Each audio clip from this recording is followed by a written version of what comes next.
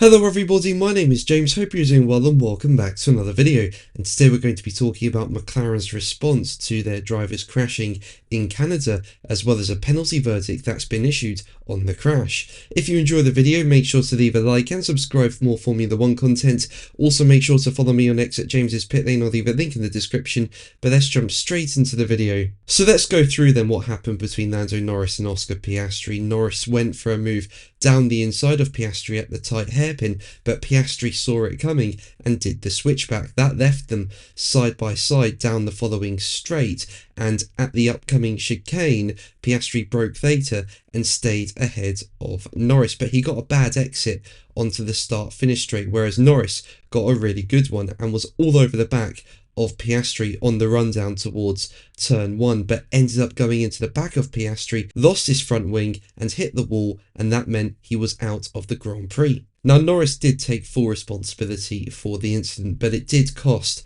McLaren a lot of points. You know, they were at least on course to get a 4th and 5th placed finish, and that would have seen them secure 22 points, but they leave Montreal with just 12 points, with Piastri finishing in 4th. And now McLaren team boss Andrea Stella has admitted that the contact that occurred between Norris and Piastri was not acceptable. Asked for his take on the collision on F1 TV's post-race show, Stella said, "Well, we never want to see a McLaren car involved in an accident, and definitely we don't want to see two McLarens having contact, so this situation is a situation that we know is not acceptable. At the same time, we appreciate that Lando immediately owned it and apologised to the team, which for us sort of reset the situation.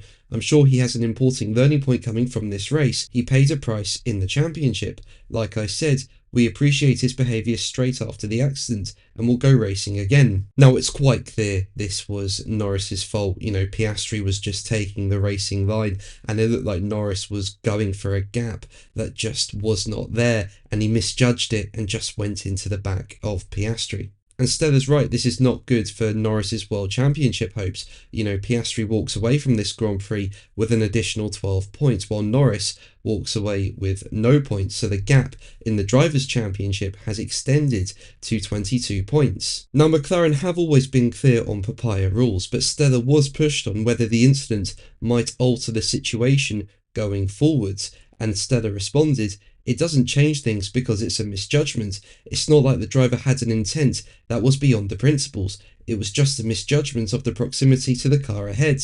If Lando had a different reaction, then there would have been certainly serious conversations to have, but I think he immediately realised that he simply miscalculated. This caused a problem for himself, for the team, and it was very close to causing a problem for Oscar." Now, following the crash, both Norris and Piastri were called to the stewards to discuss what happened.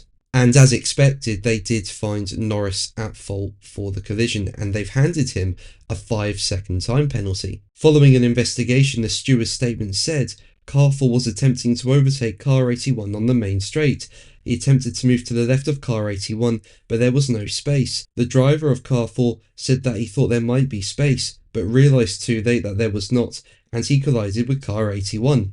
While car 4 sustained damage and retired from the race, but was nonetheless classified in the results, car 81 was not damaged. The stewards determined that the driver of car 4 was solely to blame for the collision. Because the collision had no immediate and obvious sporting consequence, we imposed a 5-second post-race time penalty on car 4. Now, this penalty makes no difference whatsoever because, as we know, Norris did not finish the race. So I think the main thing to take away from this is that the stewards found Norris completely to blame, but as I said earlier, I don't think that's a surprise. But that's going to be the video from me today. Thank you ever so much for watching. Make sure to like and subscribe for more videos, and until the next one, take care.